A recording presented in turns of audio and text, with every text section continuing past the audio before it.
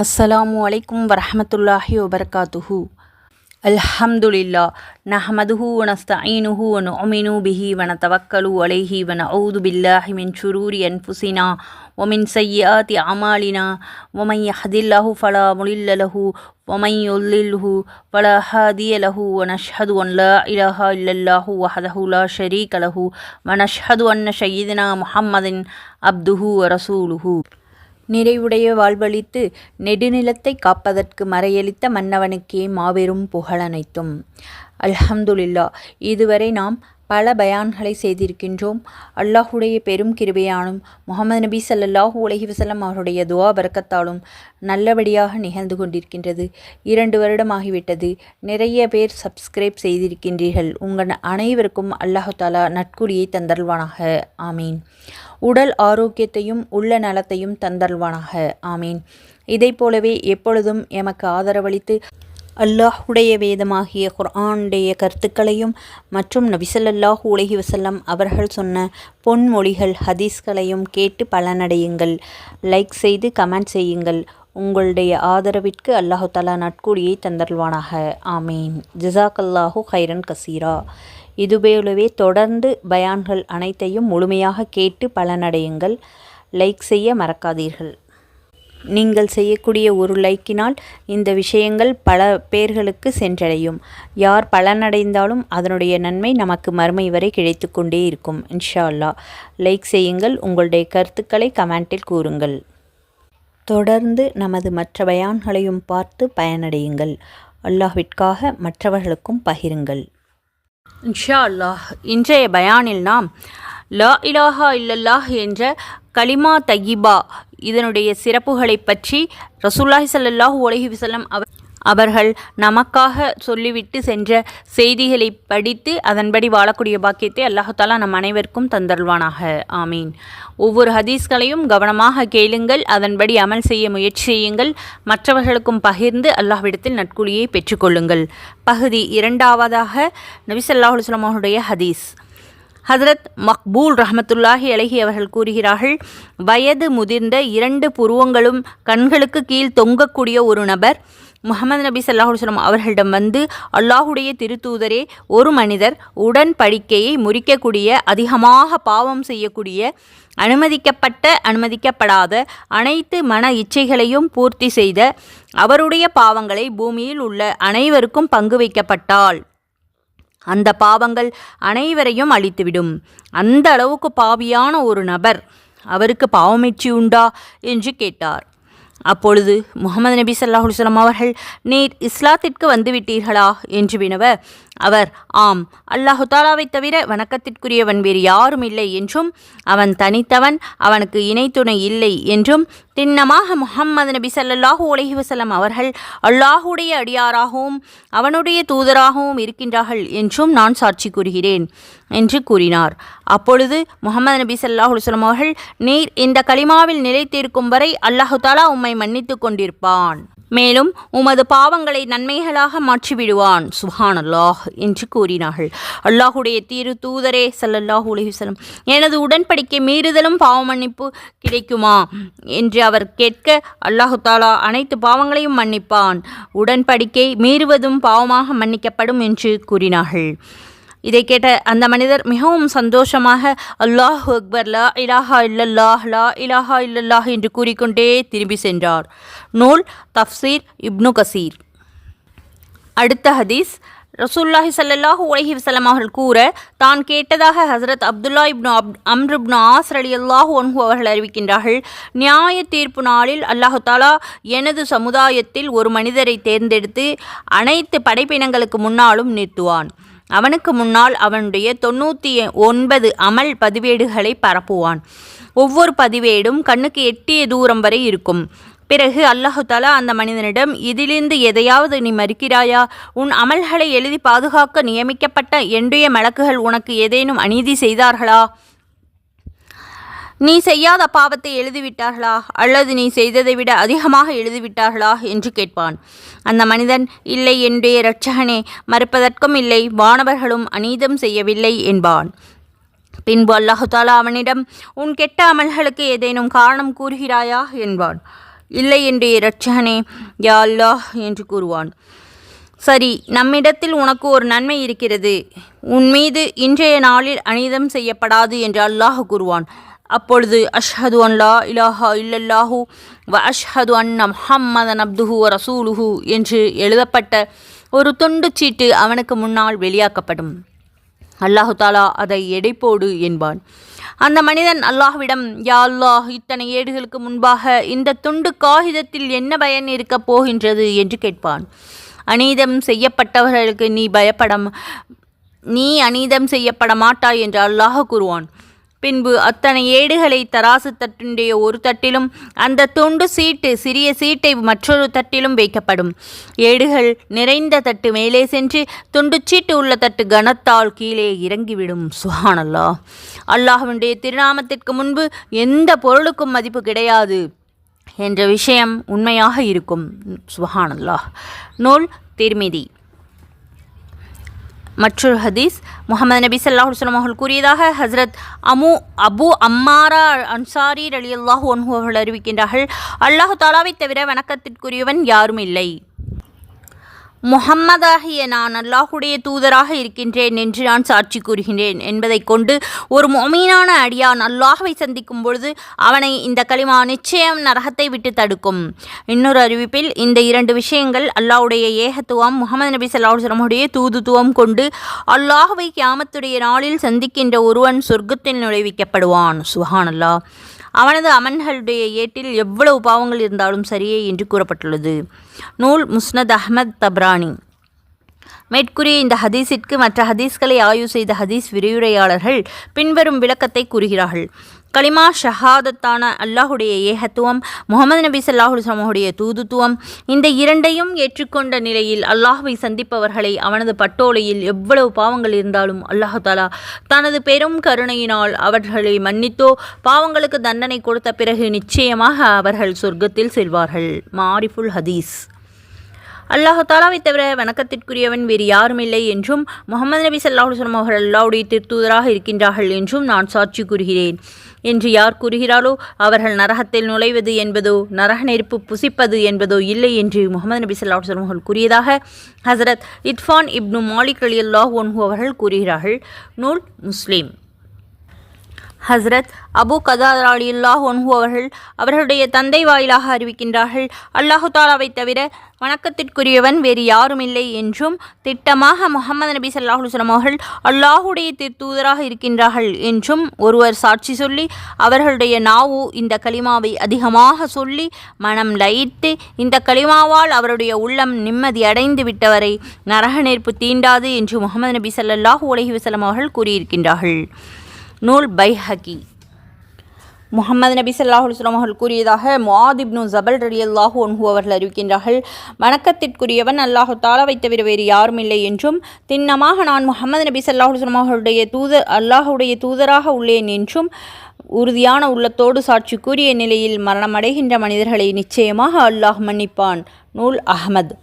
ஹஸரத் அனஸ் இப்னு மாலிக் ரலியல்லாஹு அன்ஹு அவர்கள் அறிவிக்கின்றார்கள், ஒரு நாள் நபி ஸல்லல்லாஹு அலைஹி வஸல்லம் அவர்களும் அவர்களுக்கு பின்னால் அமர்ந்து கொண்டு முஆத் ரலியல்லாஹு அன்ஹு அவர்களும் ஒரே வாகனத்தில் பயணம் செய்தார்கள். முஹம்மது நபி ஸல்லல்லாஹு அலைஹி வஸல்லம் அவர்கள் முஆத் இப்னு ஜபலை அழைத்த பொழுது லப்பைக் யா ரசூலுல்லாஹ் வ சஅதைத், அல்லாஹ்வுடைய தூதரே இதோ இருக்கின்றேன் என்று முஆத் ரலியல்லாஹு அன்ஹு அவர்கள் மறுமொழி பகர்ந்தார்கள். மீண்டும் முஹம்மது நபி ஸல்லல்லாஹு அலைஹி வஸல்லம் அவர்கள் முஆதே என அழைக்க லப்பைக் யா ரசூலுல்லாஹ் வ சஅதைத், அல்லாஹ்வுடைய தூதரே இதோ இருக்கின்றேன் என்று கூறினார். மீண்டும் முஹம்மது நபி ஸல்லல்லாஹு அலைஹி வஸல்லம் அவர்கள் அழைக்க முஆதே என அழைக்க லப்பைக் யா ரசூலுல்லாஹ் ஸல்லல்லாஹு அலைஹி வஸல்லம், அல்லாஹ்வுடைய தூதரே இதோ இருக்கின்றேன் என்று முஆத் ரலியல்லாஹு அன்ஹு கூறினார்கள். இவ்வாறு 3 முறை அழைத்த பிறகு நபி ஸல்லல்லாஹு அலைஹி வஸல்லம் அவர்கள் வணக்கத்திற்குரியவன் அல்லாஹு தாலாவை தவிர வேறு யாரும் இல்லை என்றும் திட்டமாக முஹம்மது நபி ஸல்லல்லாஹு அலைஹி வஸல்லம் அவர்கள் அல்லாஹ்வுடைய தூதராக இருக்கின்றார்கள் என்றும் உள்ளத்தால் நம்பி சாட்சி கூறியவர்களுக்கு அல்லாஹு தாலா நரக நெருப்பை ஹராமாக்கிவிட்டான் என்று கூறினார்கள். அல்லாஹ்வுடைய தூதரே ஸல்லல்லாஹு அலைஹி வஸல்லம், இந்த செய்தியை மக்களிடம் நான் கூறட்டுமா? மக்கள் மகிழ்ச்சி அடைவார்களே என்று முஹம்மது நபி ஸல்லல்லாஹு அலைஹி வஸல்லம் அவர்களிடம் முஆத் ரலியல்லாஹு அன்ஹு அவர்கள் கேட்டதற்கு அவர்கள் இதன் மீது நம்பிக்கை கொண்டு அமல் செய்வதை விட்டு விடுவார்கள் என்று பதில் கூறினார்கள். ஹசரத் முஆத் ரலியல்லாஹு அன்ஹு அவர்கள் கடைசியில் ஹதீஸை மறைத்த குற்றத்திற்கு ஆளாகிவிடக்கூடாது என்பதற்காக அவரது மரண தருவாயில் மக்களிடம் இந்த ஹதீஸை அறிவித்து விட்டார் என்று அனஸ் இப்னு மாலிக் ரலியல்லாஹு அன்ஹு அவர்கள் கூறுகிறார்கள். நூல் புகாரி. அஷ்ஹது அன் லா இலாஹா இல்லல்லா வ அஷ்ஹது அன்ன முஹம்மது ரசூலுல்லா. லா இலாஹா இல்லல்லா முஹம்மது ரசூலுல்லா என்ற உயர்வான இந்த கலிமாவை மனமாற ஏற்று மொழிந்தவனுக்கு நரக நெருப்பு ஹராமாகிவிடும் என்று வந்துள்ள இதை போன்ற ஹதீஸ்களுக்கு ஹதீஸ் கலை விரிவுரையார்கள் இரண்டு விதமான கருத்துக்களை கூறியிருக்கின்றார்கள்.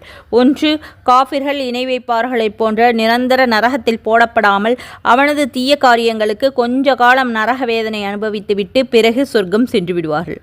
மற்றொன்று, லா இலாஹா இல்லல்லா முஹம்மது ரசூலுல்லாஹ் என்ற இந்த கலிமாவுடைய சாட்சி முழு இஸ்லாமிய மார்க்கத்தையும் தன்னுள் அடக்கி கொண்டுள்ளது. இந்த கலிமாவை தெளிவான மனதோடு நன்றாக விளங்கி சாட்சி கூறியவனுடைய முழு வாழ்க்கையும் இஸ்லாமிய மார்க்கத்திற்கு தோதுவாக இருக்கும். மலாஹிருல் ஹக். மறுமை நாளில் எனது பரிந்துரையை கொண்டு மக்களில் மிகவும் பலனடைபவர்கள் லா இலாஹா இல்லல்லாஹ் என்ற கலிமாவை மன தூய்மையோடு கூறியவர்கள் என்று முஹம்மது நபி ஸல்லல்லாஹு அலைஹி வஸல்லம் அவர்கள் கூறியதாக அபூ ஹுரைரா ரலியல்லாஹு அன்ஹு அவர்கள் கூறுகிறார்கள். நூல் புகாரி. அல்லாஹு தாலாவை தவிர வணக்கத்திற்குரியவன் யாரும் இல்லை என்றும் திட்டமாக நான் முஹம்மது நபி ஸல்லல்லாஹு அலைஹி வஸல்லம் அவர்கள் அல்லாஹுடைய தூதராக உள்ளேன் என்றும் உணர்ந்து உண்மையான உள்ளத்தோடு சாட்சி கூறி பிறகு அதன்படியே சரியான வாழ்க்கை வாழ்ந்து மரணித்தவன் சொர்க்கத்தில் நுழைவான் என்று அண்ணல் நபி ஸல்லல்லாஹு அலைஹி வஸல்லம் அவர்கள் கூறுகிறார்கள். நான் அல்லாஹ்விடம் சாட்சி கூறுவேன் என்று கூறியிருக்கின்றார்கள். நபி ஸல்லல்லாஹு அலைஹி வஸல்லம் அவர்கள் கூற தான் கேட்டதாக உமர் ரலியல்லாஹு அன்ஹு அவர்கள் கூறுகிறார்கள். நான் ஒரு கலிமாவை அறிந்திருக்கின்றேன். அதை ஒரு அடியான் உள்ள தூய்மையோடு கூறி அதன் அடிப்படையிலேயே மரணித்து விட்டால் அல்லாஹு தாலா அவனுக்கு நரக நெருப்பை ஹராமாக்கி விடுவான். அந்த கலிமா லா இலாஹா இல்லல்லாஹ் என்பதாகும். நூல் ஹாக்கிம்.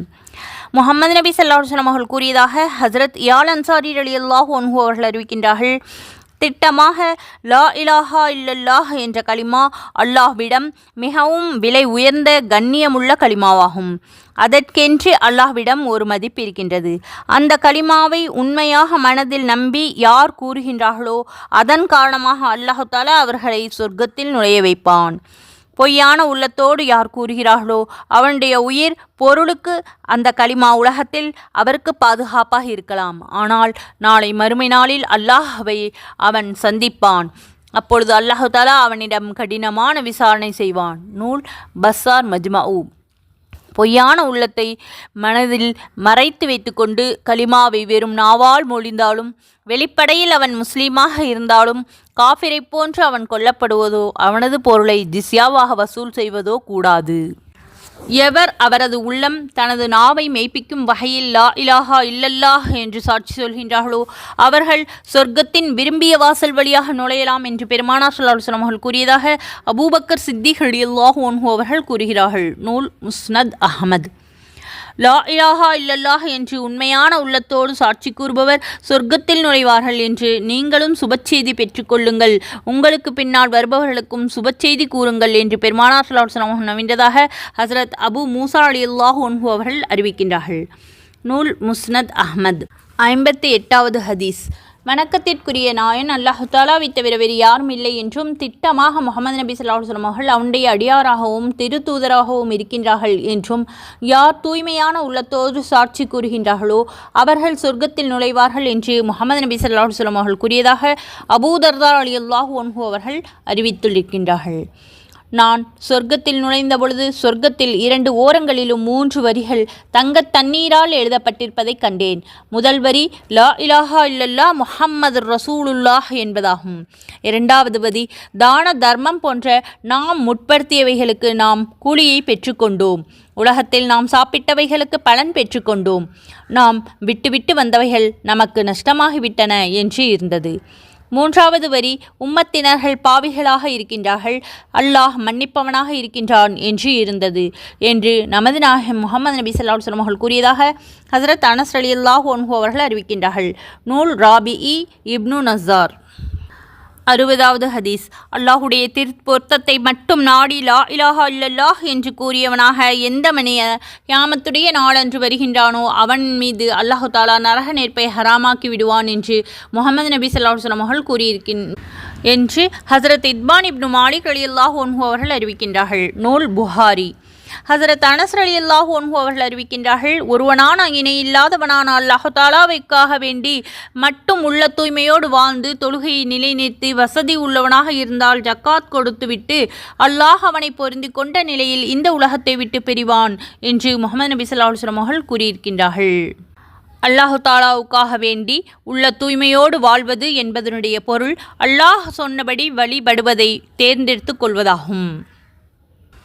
ஹஸ்ரத் அபூ ரலியல்லாஹு அன்ஹு அவர்கள் அறிவிக்கின்றார்கள், எவர் தனது உள்ளத்தை ஈமானுக்காக வேண்டி தூய்மையாக்கியும் தனது உள்ளத்தை குஃபர் சிறுக்கிலிருந்து பரிசுத்தமாக்கியும் தனது நாவை உண்மை பேசக்கூடியதாக ஆக்கியும் தனது நப்சை அல்லாஹுடைய இறை பொருத்தத்தின்படி நடத்தக்கூடிய நாவாகவும் நிம்மதியுடையதாக ஆக்கியும் தனது குணத்தை தீய பாதையின்பால் செல்லாமல் சரியானதாக ஆக்கியும் தனது காதை உண்மையான செவியுறக்கூடியதாக ஆக்கியும் தனது கண்களை ஈமானுடைய பார்வை பார்க்கக்கூடியதாக ஆக்கியும் கொண்டவர்கள் வெற்றியடைந்து விட்டார்கள், நிச்சயமாக வெற்றியடைந்து விட்டார்கள் என்று முஹம்மது நபி ஸல்லல்லாஹு அலைஹி வஸல்லம் அவர்கள் கூறியிருக்கின்றார்கள்.